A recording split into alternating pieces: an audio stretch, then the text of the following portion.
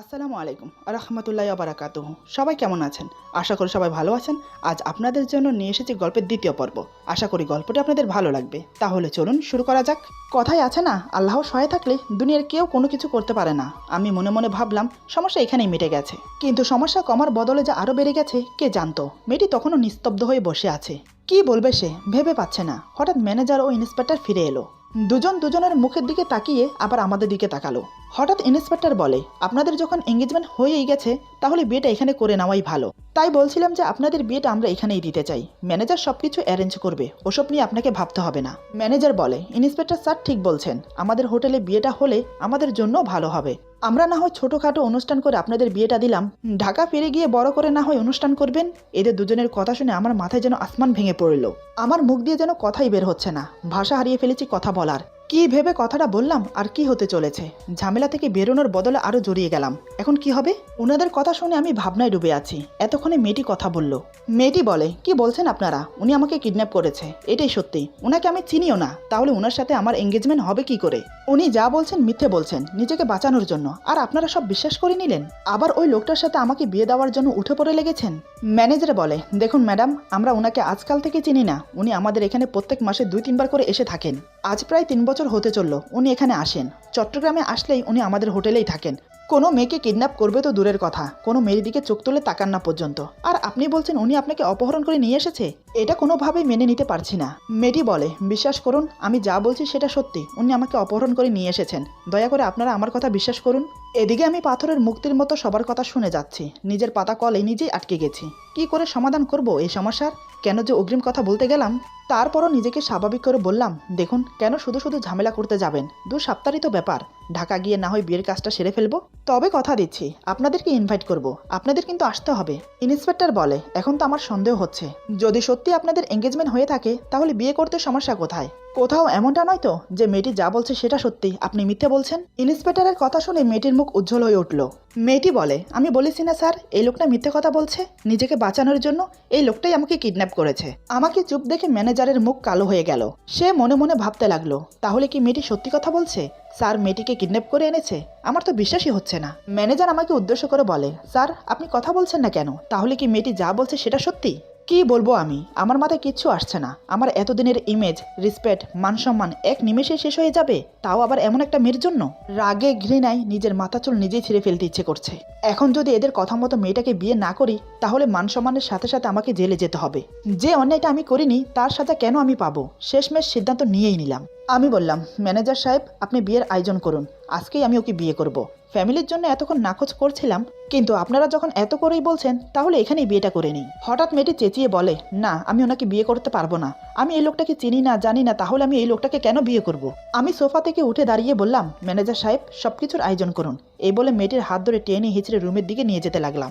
এদিকে মেয়েটি চিৎকার করে বলছে, আমাকে ছেড়ে দিন, আমাকে যেতে দিন, আমি আপনাকে বিয়ে করব না। আপনি একজন খারাপ লোক, আমাকে কিডন্যাপ করে এনেছেন। আরও নানান রকমের কথা বলতে লাগলো। আমি তার কথার বিন্দুমাত্র ভ্রুক্ষেপ করলাম না। তখন আমার মাথায় খুন চেপেছে, রাগে চোখ দুটো রক্তবর্ণ ধারণ করেছে। আমি মেয়েটাকে রুমে নিয়ে গিয়ে বিছানার উপর ছুঁড়ে ফেললাম। তারপর সজোরে দরজা বন্ধ করে দিলাম। দরজা বন্ধ করার শব্দে মেয়েটির আত্মারাম কেঁপে উঠল। আমার চেহারা দেখে ভয়ে খাটের মাঝখানে গিয়ে গুটিসুটি মেরে বসলো। আমি টি টেবিলে থাকা ফুলদানিটা সজোরে মেঝেতে আছাড় মারলাম। তাতেই মেয়েটি দোকান চেপে ধরে চোখ বন্ধ করে নিল। আমি রাগের সাথে চেঁচিয়ে বললাম, আমাকে বিয়ে করার ভালোই ফোন দিয়ে এঁটেছ। আচ্ছা, তোমাদের গ্যাংয়ে কে কে সামিল আছে আমাকে একটু বলো তো। আমাদের মতো ছেলেদেরকে ফাঁসানোর ধান্দা কবে থেকে শুরু করেছ? মেয়েটি ভয় থরথর করে কাঁপছে। মেয়েটি কান্না করতে করতে বলে, আমি ওরকম মেয়ে না, আমি কিছু জানি না। আমি শুধু ঘরে ফিরতে চাই, আমার মা বাবার কাছে যেতে চাই, আমি কিছু জানি না। ওর কান্না দেখে আমার দেমাগ খারাপ হয়ে গেল। আমি চেঁচিয়ে বললাম, এই, তোমার নেকা কান্না বন্ধ করো। সব সমস্যার মূল তুমি। যখন থেকে আমার লাইফে এসেছো তখন থেকে আমার জীবনের সমস্যা বেড়ে গেল। বারবার করে বললাম যে আমি তোমাকে কিডন্যাপ করিনি। আমি জানি না তুমি আমার গাড়িতে কি করে এলে, কিন্তু তুমি আমার কথা বিশ্বাসই করলে না। উল্টো কি করলে? আমাকে ধরিয়ে দেওয়ার জন্য পুলিশ ডেকে বসলে। আচ্ছা, আমাকে কোন অ্যাঙ্গেল থেকে কিডন্যাপার মনে হয়? টাকা পয়সা, ব্যাংক ব্যালেন্স, বাড়ি গাড়ি, আল্লাহর রহমতে কোনো কিছুরই অভাব নেই আমার। তাহলে আমি শুধু শুধু তোমাকে কিডন্যাপ কেন করতে যাব? আমার চরিত্র এমন কোনো দোষ নেই যে আমি মেয়েদের সাথে ফষ্টি নষ্টি করব। আল্লাহ মাফ করুক, আমার মা বাবা আমাকে এমন শিক্ষা দেয়নি। মেয়েটি এখনও কান্না করছে। মেয়েটি বলে, আপনি কেন বলতে গেলেন যে আপনার সাথে আমার এঙ্গেজমেন্ট হয়েছে? তাহলে তো ওনারা বিয়ের জন্য প্যারা দিত না। আমি মেয়েটির দিকে তাকিয়ে বললাম, তো কি করতাম আমি? সত্যিটা তো বলেছিলাম, কেউ বিশ্বাস করলো না। না তুমি বিশ্বাস করলে, না ওরা বিশ্বাস করলো। ভেবেছিলাম এঙ্গেজমেন্টের কথা বলে কোনো রকম সমাধান করে নেব, তারপর তোমাকে তোমার বাড়িতে পৌঁছে দেব। কিন্তু ওরা যে বিয়ের জন্য চেপে ধরবে আমি কি করে জানবো? মেয়েটি বলে, তাহলে এখন কি হবে? আমি বললাম, কি আর হবে, তোমার আমার বিয়ে হবে, যেটা তুমি চেয়েছো। মেয়েটি বলে, সত্যি বলছি, আমি কিছু জানি না। আমি বললাম, ব্যাস অনেক হয়েছে, আর কোনো কথা শুনতে চাই না, বিয়ের জন্য নিজেকে তৈরি করো। মেয়েটি বলে, আমি মরে গেলেও এই বিয়ে করতে পারবো না। আমি বললাম, আমার কোনো শখ নেই তোমার মতো মেয়েকে বিয়ে করার। নিচে যাও, গিয়ে সবার সামনে বলো যে আমি তোমাকে কিডন্যাপ করিনি, তাহলে সবকিছু সমাধান হয়ে যাবে। তারপর তোমাকে নিয়ে লোকে কি ভাববে সেটা নিয়ে আমি কনফিউজ। মেয়েটি অবাক হয়ে বলে, মানে? আমি বললাম, জানি না, তোমার হাতে সময় আছে সন্ধ্যা পর্যন্ত। আমাকে বিয়ে করে নিজের সম্মান বাঁচাবে নাকি সত্যিটা বলে নিজের সম্মান হারাবে? মেয়েটি এবার তেলে বেগুনে জ্বলে উঠল। মেয়েটি বলে, কোন সত্যিটা বলবো? এটা কি অস্বীকার করতে পারবেন যে আপনি আমাকে তুলে আনেননি? আমি তো আর হাওয়ায় উড়ে উড়ে আপনার গাড়িতে আসিনি, নিশ্চয়ই আপনি নিয়ে এসেছেন। আমি বললাম, তোমাকে বলে কোনো ফায়দা নেই, আমি বারবার একই কথাই বলবো, আমি তোমাকে অপহরণ করিনি। এই বিয়েটা করবো কি না এতক্ষণ দুমনায় ছিলাম, কিন্তু বারবার তোমার মিথ্যে অপবাদে আমি বাধ্য হচ্ছি তোমাকে বিয়ে করতে। এবার যাই হয়ে যাক, আমি তো বিয়ে করবই তোমাকে। যদি মান সম্মান বজায় রেখে বাঁচতে চাও তাহলে চুপচাপ বিয়েটা করে নাও, পরে যা হবে দেখা যাবে। এই বলে আমি রুম থেকে বেরিয়ে গেলাম। মেয়েটিকে কোনো কথা বলার সুযোগ দিলাম না। আমি চলে যাওয়ার পর মেয়েটি বলে, বিয়ে কি ছেলে খেলা নাকি নাকি হাতের মোয়া যে বললেই হয়ে গেল? বিয়ে মানে জীবনের সাথে জুড়ে যাওয়া একটা সম্পর্ক, যে সম্পর্কের উপর নির্ভর করে সারা জীবন পার করতে হয়। আমারও ভাগ্য বলিহারি, শেষমেশ যে আমাকে কিডন্যাপ করলো তাকেই বিয়ে করতে হবে। ভাগ্যে কি এই লেখা ছিল? না জানি মা বাবা আমাকে নিয়ে কতটা চিন্তা করছে, এই বিয়েটা কি ফ্যামিলি মেনে নেবে? লোকটা কথায় কথায় আমার মতো মেয়েকে বিয়ে করার কোনো ইচ্ছে নেই, এই কথাটা কেন বললো? সত্যিই কি আমি দেখতে খারাপ? মেয়েটি চট করে উঠে আয়নার সামনে দাঁড়ালো, নিজেকে খুঁটিয়ে খুঁটিয়ে দেখতে লাগলো। এত বছর নিজেকে আয়নায় দেখেছে নিজের মতো করে, কখনো কোনো কিছুর কমতি দেখেনি নিজের মাঝে। তাহলে আজ ওই লোকটার কথা কেন মনে হচ্ছে নিজের মাঝে কোনো কিছুর কমতি রয়েছে? অনেকক্ষণ খুঁটিয়ে খুঁটিয়ে নিজেকে দেখে একটা জিনিসের অমিল পেল, সেটা হলো আমি ফর্সা, সে শ্যামলা। আয়নার দিকে তাকিয়ে মুখে হাত বুলিয়ে মেয়েটি বলে, আমি শ্যামলা বলে কি লোকটা আমাকে একথা বলেছে? আরও নানান বিষয়ে কথা ভাবতে লাগলো, কিন্তু এখন পিছু হবার কোনো উপায় নেই। ছেলেদের থেকে মেয়েদের আত্মসম্মান একটু বেশিই হয়। শেষমেশ মান সম্মানের কথা চিন্তা করে আমি যেমন মেয়েটিকে বিয়ে করছি, ঠিক তেমনি মেয়েটিও নিজের মান সম্মানের কথা চিন্তা করে বিয়েতে রাজি হলো। কারণ পরিস্থিতিও এমন ছিল, সন্ধ্যার সময় কাজে এসে আমাদের বিয়ে পড়ালো। ম্যানেজারের সাথে এতদিনের পরিচয় বলে ছোটখাটো একটা অনুষ্ঠান করলো, এমনকি বুকিং করা রুমটা ফুল দিয়ে বাসর সাজালো। কি আজব তাই না? হোটেলেই বিয়ে হলো, আবার হোটেলেই বাসরাত করতে হবে। বিয়ে হয়ে যাওয়ার পর অনুষ্ঠানের পালা শেষ করে আমি মেয়েটিকে নিয়ে রুমে চলে এলাম। যেহেতু এখানে কোনো মেয়ে নেই মেয়েটিকে রুমে নিয়ে আসার জন্য, সেজন্য আমাকেই সেই কাজটা করতে হলো। রুমে এসে দরজা লাগিয়ে দিয়ে মেয়েটির দিকে তাকিয়ে দেখি সে লাজুক মুখ নিয়ে মাথা নিচু করে দাঁড়িয়ে আছে। মেয়েটির ভাব ভঙ্গিমায় বোঝা যাচ্ছে সে বিয়েটা অনায়াসেই মেনে নিয়েছে। কিন্তু আমার কোনো ইন্টারেস্ট নেই এই বিয়েতে, না ওই মেয়ের প্রতি। কি বলবো, আমার পাশে তো একদম বেমানান। আমি মেয়েটিকে উদ্দেশ্য করে বললাম, শরীয়ত অনুযায়ী এখন আমরা স্বামী স্ত্রী, তাই নিয়ম অনুযায়ী 2 রাকাত নফল নামাজ পড়তে হবে। নামাজ পড়তে পারো তো? মেয়েটি বলে, জি পারি। আমি বললাম, তাহলে যাও উজু করে এসো। মেয়েটি কোনো কথা না বলে চলে গেল। আমি চুপচাপ খাটের এক কোণে বসে ভাবতে লাগলাম, মান সম্মান বাঁচানোর জন্য তো বিয়ে করে নিলাম, কিন্তু মা বাবাকে না জানি বিয়ে করাটা একদম ঠিক হয়নি। তারা কি ভাববে আমাকে? একটু পর মেয়েটি অজু করে বেরিয়ে এলো। মেয়েটি বেরিয়ে আসতেই আমি গেলাম অজু করতে। অজু করে এসে নিয়ম অনুযায়ী মেয়েটির শাড়ির আঁচলে আমাকে নামাজ পড়তে হবে। যেহেতু মেয়েটি শাড়ি পরেনি, পরেছে 3 পিস, তাই অন্য পদ্ধতিতে নামাজ পড়লাম। মেয়েটির ওড়না অর্ধেক বিছিয়ে তার উপর নামাজ পড়লাম। দুজন একসাথে নামাজ পড়ে মোনাজাত করে উঠে বসলাম। মেয়েটি খাটে, আমি সোফায়। সারাদিন অনেক ধকল গেছে আমার উপর দিয়ে, তাই আমি সোফায় গা এলিয়ে দিলাম। মেয়েটি তখনও খাটে বসে আছে। আমি বললাম, রাত অনেক হয়েছে, ঘুমিয়ে পড়ো। আমার কথা মতো মেয়েটি শুয়ে পড়লো, কিন্তু কোনো কথা বলল না। আমিও কোনো কথা না বলে ঘুমানোর চেষ্টা করলাম। সেদিন রাতে আমাদের মাঝে আর কোনো কথা হলো না। সকালে ঘুম ভাঙলো দরজায় খটখট আওয়াজে। আসলে এত বেলা পর্যন্ত আমি ঘুমাই না, কিন্তু শরীর টায়ার্ড থাকার কারণে ফজরের দিকে আমার ঘুম ভাঙলো না। আমি উঠে দরজা খুলে দিলাম। দরজা খুলে দেখি বাইরে আমাদের জন্য নাস্তা নিয়ে দাঁড়িয়ে আছে এখানকার স্টাফ। আমি নাস্তাগুলো নিয়ে দরজা লাগিয়ে দিলাম। মেয়েটি তখনও পড়ে পড়ে ঘুমোচ্ছে। আমি কয়েকবার ডাক দিলাম, তাতেই কাজ হলো। চোখ খুলে আমার দিকে তাকিয়ে আছে মেয়েটি। আমার চোখে পড়লো মেয়েটির চোখ দুটো লাল টুকটুকে হয়ে গেছে। যত সম্ভব রাতে কান্না করেছে, নয়তোবা জ্বরের কারণে। কারণ ওর চোখ মুখ দেখে বোঝা যাচ্ছে গায়ে এখনো জ্বর আছে। জ্বর আছে কিনা সেটা শিওর হওয়ার জন্য কপালে হাত দিতে গেলেই মেয়েটি 2 হাত সামনে এনে নিজের মুখ অন্যদিকে ফিরিয়ে নেয়। সে ভেবেছে অন্য কিছু। আমি বললাম, আমি শুধু দেখতে চেয়েছিলাম জ্বর আছে কিনা। কাল রাতে নিশ্চয়ই ওষুধ খাওনি? মনে পড়লো যে কাল থেকে তো মেয়েটি খানাও খায়নি। আমি বললাম, উঠে পড়ো, গিয়ে ফ্রেশ হয়ে আসো। নাস্তা টেবিলে রাখা আছে, খেয়ে ওষুধ খেয়ে নাও। তাড়াতাড়ি করো, আমি একটু বের হব, কারণ আমার মিটিং আছে। মেয়েটি চুপচাপ উঠে চলে গেল ওয়াশরুমে। কিছুক্ষণ পর ফ্রেশ হয়ে বেরিয়ে এসে আমার সামনে বসলো। আমি একটা প্লেটে করে মেয়েটিকে নাস্তা দিলাম। তাকে নাস্তা দিয়ে আমিও নাস্তা নিয়ে বসে পড়লাম। নাস্তা শেষ করে মেয়েটিকে মেডিসিন দিয়ে দিলাম। মেডিসিন খেয়ে সেখানে মাথা নিচু করে বসে আছে। আমি বললাম, আমাকে এখন বেরোতে হবে, তুমি বরং রেস্ট নাও। দুপুর হতে হতে আমি চলে আসব, আর কিছুর প্রয়োজন হলে স্টাফকে ডেকে বলো এনে দেবে। এই বলে আমি রেডি হয়ে বেরিয়ে গেলাম। মেয়েটি আমার চলে যাওয়ার দিকে তাকিয়ে আছে, কিন্তু একটা কথা বলেনি সে, শুধু আমার কথাগুলো শুনে গেছে। সে কথা বললো কি বললো না তাতে আমার কিছু যায় আসে না। এভাবে 2 সপ্তাহ কেটে গেছে। আজ আমরা ঢাকায় ফিরবো। এই 2 সপ্তাহ না মেয়েটি আমার সাথে ভালো করে কথা বলেছে, না আমি তার সাথে ভালো করে কথা বলেছি। কারোর কোনো প্রয়োজনই পড়েনি। আজকে যখন ঢাকায় ফিরবো এটা ভেবে হাজার চিন্তা মাথায় চেপে বসেছে। কারণ আজ ওকে নিয়ে মা বাবার মুখোমুখি হতে যাব। জানি না তারা কি মনে করবে, কি রিয়েক্ট করবে, আর কি ভাববে। সেটা ভেবেই বুকের ভেতরটা দুরু দুরু করছে। হাজারো চিন্তা মাথা নিয়ে মেয়েটিকে নিয়ে গাড়িতে বসলাম। সত্যি বলতে এখনো পর্যন্ত আমি মেয়েটির নাম জিজ্ঞাসা করিনি। বিয়ে পড়ানোর সময় বলেছিল, কিন্তু মনে নেই, কারণ তখন মাথায় অনেক চিন্তা। কে কি বলেছে সেদিকে কোনো খেয়ালই ছিল না। পাশাপাশি সিটে দুজন বসে আছি। গন্তব্য ঢাকা। গাড়ি চলছে আপন গতিতে, কিন্তু দুজনের মাঝে একরাশ নীরবতা ছাড়া আর কিছুই নেই। আমার কোনো ফিলিংস এখনো জন্মেনি মেয়েটির প্রতি। তবে তার মনের কথা আমি জানি না। বিয়ে হয়েছে পর্যন্ত আমি যা বলেছি সেটাই শুনেছে। কিডন্যাপের কথা আর মুখ দিয়ে বের করেনি। তার নীরবতা, তার নিস্তব্ধতা আমাকে জানান দিচ্ছে সে এই বিয়েটা মেনে নিয়েছে। তার মানে সে আমাকেও মেনে নিয়েছে, এটা আমার ধারণা। বাকিটা জানি না, দেখা যাক না কি হয়। বিকেলে নাস্তা করে বেরিয়েছি। এখন রাত 8টা বাজে। আজ রাস্তায় প্রচুর জ্যাম। আমি দেখলাম মেয়েটি দরজার সাথে হাত ঠেকিয়ে গালে হাত দিয়ে সামনের দিকে তাকিয়ে বসে আছে। নীরবতা ভেঙে আমি কথা বললাম, তোমার খিদে পেয়েছে? এবার মেয়েটি আমার দিকে তাকালো, আবার চোখ সরিয়ে নিয়ে বলে, না। আমি বললাম, কিছু কি খাবে? কারণ এখানে একটা ভালো রেস্টুরেন্ট আছে, তুমি খেলে সেখানেই যেতাম। মেয়েটি মনে হয় আমার মনের কথা বুঝতে পারলো যে আমার খিদে লেগেছে, তাই আমি ওকে জিজ্ঞেস করছি। মেয়েটি বলে, ঠিক আছে চলুন যাওয়া যাক। তারপর আমরা গাড়ি ঘুরিয়ে রেস্টুরেন্টে গেলাম। ওখান থেকে খাওয়া দাওয়া কমপ্লিট করে আবার ঢাকার উদ্দেশ্যে রওনা দিলাম। জ্যাম থাকার কারণে ভোর 6টার দিকে বাড়িতে পৌঁছালাম। একদিক দিয়ে ভালোই হলো, অন্তত নামাজ পড়ার জন্য সবাই জেগে গেছে। কাউকে আর ঘুম থেকে ডাকতে হবে না।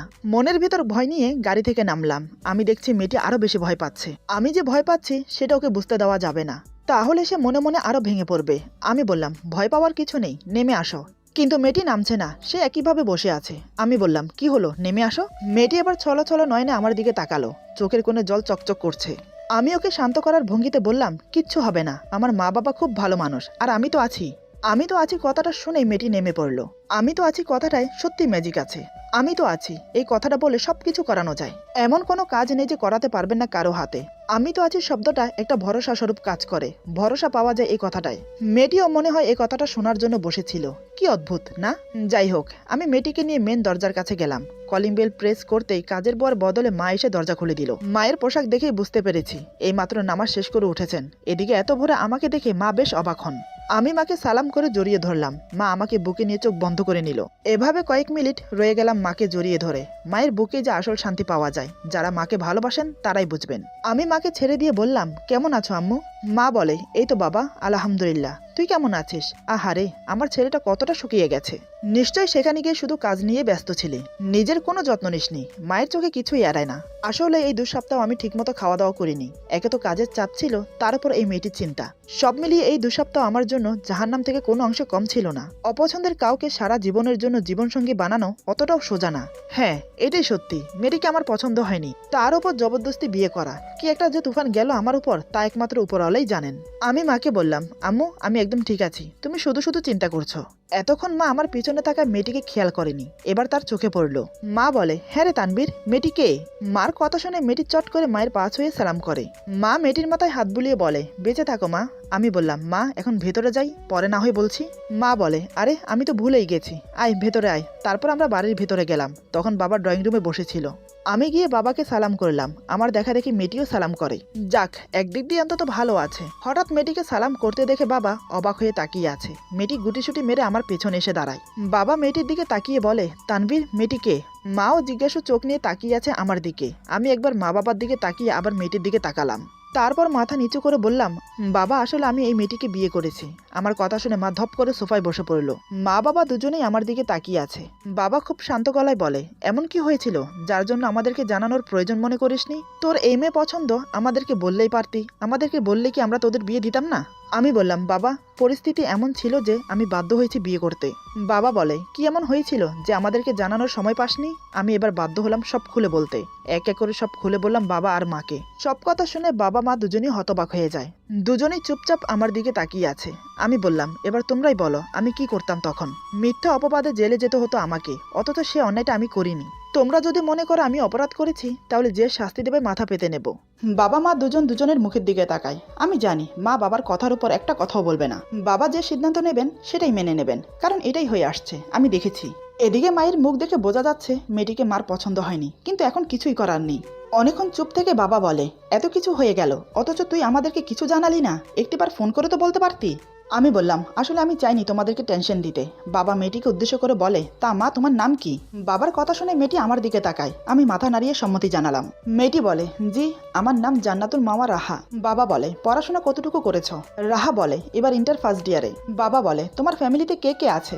রাহা বলে, মা বাবা বড় ভাইয়া আর আমি। বাবা বলে, তা মা তোমার বাবা কি করেন? রাহা বলে, আমার বাবা কিছু করেন না, আগে সরকারি চাকরি করতেন, এখন রিটায়ার নিয়েছেন। বড় ভাইয়া নিজের বিজনেস শুরু করেছেন মাত্র 2 বছর হলো। বাবা বলে, আমার কথা কিছু মনে করো না মা, আসলে এগুলো জানার অতি আবশ্যক ছিল, তাই জিজ্ঞেস করলাম। আর বাকি রইল আমার ছেলে তোমাকে কিডন্যাপ করেছে সেটা। আমি তোমাকে একটা কথা বলি, পৃথিবী উল্টে গেলেও আমি বিশ্বাস করব না আমার ছেলে তোমাকে কিডন্যাপ করেছে, কারণ আমি ওকে আমার আদেশে মানুষ করেছি। আর কেউ না চিনলেও আমি আমার ছেলেকে খুব ভালো করে চিনি। ও আর যাই করুক এমন জঘন্যতম কাজ ও করবে না, এতে আমি 100% শিওর। কিন্তু তারপরও কথা থেকে যাচ্ছে, তুমি ওর গাড়ির ডিকিতে অজ্ঞান অবস্থায় এলে কোথা থেকে, সেটাই চিন্তা করার বিষয়। এসব নিয়ে না হয় আমরা পরে কথা বলবো। এখন আমার ছেলে যখন তোমাকে বিয়ে করেই ফেলেছে, আমরা তোমাকে মেনে নিতে বাধ্য। তোমাকে এমন পরিস্থিতিতে না ছেড়ে তোমার সঙ্গ দিয়েছে, তাতে আমি আমার ছেলের উপর গর্ববোধ করি। এই বিয়ে নিয়ে ঝামেলা করলে সমাজে আমাদের মান সম্মান কমবে বই বাড়বে না। এরপর বাবা মায়ের দিকে তাকিয়ে বলে, কি গো তুমি চুপচাপ বসে আছো কেন, কিছু বলো। মা একটা দিগ্নিশ্বাস ফেলে বলে, কোথায় ভেবেছিলাম নিজের পছন্দ মতো মেয়ে দেখে ছেলেকে বিয়ে করাবো খুব ধুমধামের সাথে, কিন্তু এখন হলো তার উল্টো। বাবা বলে, কেন মেয়ে কি তোমার পছন্দ হয়নি? মা বলে, এখন পছন্দ হলেও কি আর না হলেও কি, পাল্টানো তো সম্ভব না। আমার ছেলে যদি এমন মেয়ের সাথে সংসার করতে পারে, তাহলে আমি মা হয়ে কেন পারবো না? ছেলের খুশিতেই আমাদের খুশি, এখন তুমি যেটা ভালো মনে করো সেটাই হবে। এই বলে মা চলে গেল। মার কথায় আর চলে যাওয়া দেখে বুঝতে পারলাম যে মা মন থেকে এই বিয়েটা মেনে নিতে পারছে না, এটাই স্বাভাবিক। মা বাবার অনেক স্বপ্ন থাকে ছেলে মেয়েদেরকে নিয়ে, সে স্বপ্ন যদি ভেঙে যায় তাহলে মনে কষ্ট পাওয়াটাই স্বাভাবিক। মা চলে যাওয়ার পর বাবা রাহাকে বলে, তুমি কিছু মনে করো না মা, তোমার শাশুড়ি হয়তো একটু মনে কষ্ট পেয়েছে ছেলের এহানো আচরণে, পরে দেখবে সব ঠিক হয়ে যাবে। তোমরা এখন উপরে যাও নিজেদের রুমে, সারা রাত না ঘুমিয়ে জার্নিং করে এসেছো, নিশ্চয়ই অনেক ক্লান্ত, গিয়ে রেস্ট করো। আর হ্যাঁ, তোমার বাড়ির অ্যাড্রেস আমাকে দাও, তোমার মা বাবার সাথে কথা বলতে হবে তো বিয়ের ব্যাপার নিয়ে। রাহা মাথা নাড়িয়ে হ্যাঁ বলে। বাবা আমাকে বলে, যা বৌমাকে নিয়ে রুমে যা, পরে কথা হবে সব। আমি রাহাকে নিয়ে রুমে চলে এলাম। মনে মনে ভাবলাম, যাক বাবা বেশি কিছু হয়নি, অল্পের উপর দিয়েই গেছে। এদিকে রাহা মায়ের আচরণে খুব কষ্ট পায়। সে মনে মনে বলে, উনি এমন করে কেন বলল? আমি কি দেখতে সত্যিই খারাপ? তাহলে কি উনি আমাকে মেনে নেননি ছেলের বউ হিসাবে? ওনার কথাই বা কেন বলছি, নিজের স্বামীও তো মেনে নেয়নি আমাকে। রুমে এসে আমি ওকে বললাম, মায়ের ব্যবহারে কিছু মনে করো না, পরে দেখবে ঠিক হয়ে যাবে সবকিছু, একসময় মাও তোমাকে মেনে নেবে। রাহা বলে, ওনার কথা ছাড়ুন, আপনিও তো আমাকে মেনে নেননি এখনো। আমি ওর কথা শুনে অন্যদিকে তাকিয়ে বললাম, ওয়াশরুম ওইদিকে, ফ্রেশ হয়ে এসে বিশ্রাম করো। জরিনা খালাকে বলে দিচ্ছি নাস্তা উপরে দিয়ে যাবে। এই বলে আমি সোফায় গা এলিয়ে দিলাম। রাহার কথাটা এড়িয়ে গেলাম, কারণ তার কথার কোনো উত্তর আমার কাছে নেই, আর থাকলেও আমি সেটা বলতে চাই না। সোফায় গা এলিয়ে দেওয়ার সাথে সাথে ক্লান্তি ভর করলো আমাকে। শরীর খুব টায়ার্ড, সারা রাত না ঘুমিয়ে গাড়ি চালানোর কারণে দু চোখ জোর ঘুম নেমে আসছে। রাহা ওয়াশরুমে চলে গেল ফ্রেশ হতে। কিছুক্ষণ পর বেরিয়ে এসে দেখে আমি সোফায় ঘুমিয়ে পড়েছি। সে এক পা দুপা করে আমার সামনে এসে দাঁড়ায়, খুবই অবাক দৃষ্টিতে তাকিয়ে থাকে আমার দিকে। এই 2 সপ্তাহে এতটা কাছ থেকে ভালো করে আমাকে দেখেনি কখনো, এখন দেখে তার চোখ জুড়িয়ে গেল। কোনো ছেলে এতটা সুন্দর হতে পারে তা সে আগে জানতো না, হয়তো কখনো কোনো ছেলেকে এতটা কাছ থেকে দেখেনি। সত্যি এখন ওর মনে হচ্ছে যে আমার পাশে তাকে একদম বেমানান, কোথায় আমি কোথায় ও, কিন্তু নিয়তি যে আমার সাথেই ওকে জুড়ে দিয়েছে। এদিকে আমাকে আর জরিনা খালাকে বলতে হলো না নাস্তার কথা, মা নিজে থেকে নাস্তা উপরে পাঠিয়ে দিয়েছেন। সারাটা দিন ঘুমিয়ে কাটিয়ে দিলাম। রাতে সবাই একসাথে বসে খাওয়া দাওয়া করলাম। যেহেতু মা বিয়েতে নারাজ, তাই মা একটু কম কথাই বলছে। খাওয়া দাওয়া শেষ করে একসময় রুমে চলে এলাম। আমি খাটে হেলান দিয়ে বসে আছি। রাহা গেছে ওয়াশরুমে, হঠাৎ বিদ্যুৎ চলে গেল। আমি মোবাইলের আলো জ্বালিয়ে মাত্র দাঁড়িয়েছি, এমন সময় হঠাৎ রাহা ভয় পেয়ে ওয়াশরুম থেকে দৌড়ে এসে আমাকে জাপটে ধরে। সাথে সাথে আমার হাত থেকে মোবাইলটা ছিটকে পড়ে গেল, আর আমি রাহাকে নিয়ে বিছানার উপর পড়লাম। আমি নিচে, রাহা আমার উপরে। সে ভয়ে আমার বুকে মুখ গুজে থরথর করে কাঁপছে। আমি ওর 2 বাহু শক্ত করে ধরেছি, একে অপরের সাথে একদম মিশে গেছি। আমি ওর বাহু ছেড়ে দিয়ে জড়িয়ে ধরলাম। ওর ছাড়া চুলগুলো উড়ে এসে আমার মুখ ঢেকে দিয়েছে। আমার চোখ নিমেষেই বন্ধ হয়ে এলো ওর চুল থেকে আসা মিষ্টি গ্রানে। হঠাৎ আমি ওকে ছেড়ে দিলাম। রাহা তখনও আমাকে শক্ত করে জড়িয়ে আছে। আমি বললাম, রাহা কি হয়েছে তোমার? আমার কথা শুনে হঠাৎ রাহা যা করলো তা দেখে আমি বিস্ময়ে অবাক হয়ে গেলাম। মেয়েটি থেকে থেকে এমন একটা কাজ করে যেটা আমাকে খুব ভাবায়, কিন্তু এখন যেটা করলো এটা তো আমি আশাই করিনি। এরপর যা হলো, আজকের গল্প এখানে সমাপ্ত। গল্পের বাকি অংশ পেয়ে যাবেন আগামী পর্বে। সবাই ভালো থাকবেন, সুস্থ থাকবেন, আর বন্ধুদের সাথে বেশি বেশি করে শেয়ার করবেন। আল্লাহ হাফেজ।